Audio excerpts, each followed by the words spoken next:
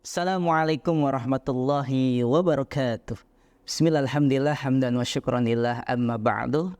Taib salih wassalihah dan sobat Gama dimanapun berada, semoga dirahmati Allah subhanahu wa ta'ala. Taib, hari ini Ustadz akan memberikan kultum terkait bohong saat puasa. Nah, solih wassalihah dan sobat Gama dimanapun berada, tahu nggak sih, bohong saat puasa apakah membatalkan puasa? Tentu jawabannya tidak. Karena yang membatalkan puasa itu ya diantaranya adalah makan, minum, dan jima. Ya. Nah, larangan berbohong saat berpuasa telah disebutkan dalam hadis Rasulullah SAW yang berbunyi, malam yada, barang siapa yang tidak meninggalkan qaulaz zuri, perkataan dusta atau bohong, wal amala bihi, namun dia malah melakukannya, falaisa lillahi hajatun, maka Allah tidak butuh fi ayyada'a ta'amahu wa syarabahu, maka Allah tidak butuh akan rasa lapar dan haus yang dia tahan.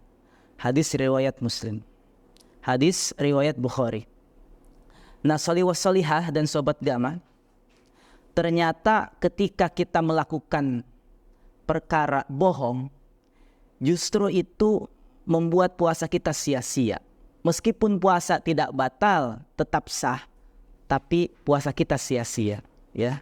Maka sebagai umat Islam, sebagai seorang muslim, tentu kita harus meninggalkan perkara hal yang itu, ya, perkara yang demikian itu. Kemudian ada beberapa dampak buruk atau dampak jelek ketika seseorang berbuat kebohongan. Yang pertama adalah berbohong memang teramat bahaya, yang dapat mengantarkan pada sifat-sifat buruk yang lainnya.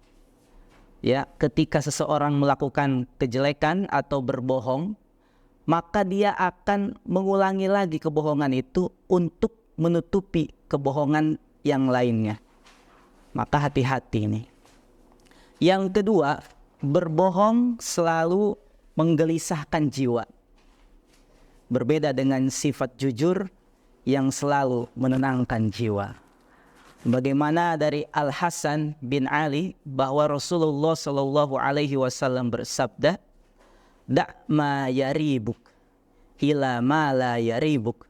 Tinggalkanlah yang meragukanmu pada apa yang tidak meragukanmu. Fa inna shadaqa tuma'ninatun. Sesungguhnya kejujuran lebih menenangkan jiwa. Wa innal kadzaba ribatun. Sedangkan dusta akan menggelisahkan jiwa. Hadis riwayat Tirmizi. Yang ketiga, berbohong merupakan tanda kemunafikan. Sebagaimana yang dikatakan Asy-Sya'bi berkata, man kadzaba fahuwa munafikun. Siapa yang berdusta, maka ia adalah munafik. Nauzubillah.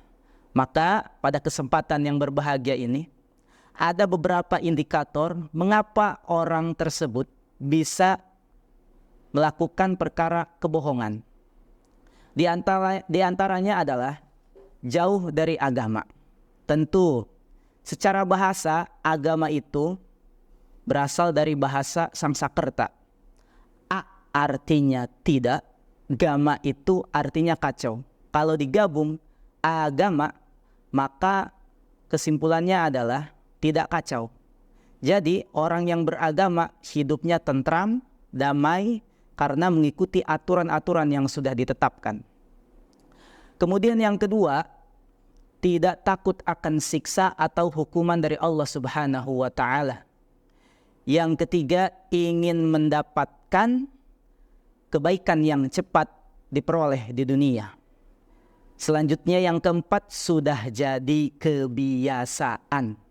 Yang terakhir adalah hasil didikan yang jelek atau buruk. Ya, sebelum Ustaz tutup, Ustadz teringat sebuah pepatah Arab mengatakan, Man as'adun nasi, siapakah orang yang paling bahagia? Man, yaitu orang. As'adan nasa, orang yang membuat orang lain bahagia. Maka marilah jadikan bulan suci Ramadan ini sebagai ajang untuk memperbaiki diri menjadi lebih baik lagi. Mungkin itu sholih wa sholihah dan sobat Gama yang dirahmati Allah Subhanahu wa taala yang bisa Ustaz sampaikan. Kurang lebihnya mohon maaf. Ustaz akhiri, subhanakallahumma wa bihamdika asyhadu an la ilaha illa anta astaghfiruka wa atubu ilaik. Assalamualaikum warahmatullahi wabarakatuh.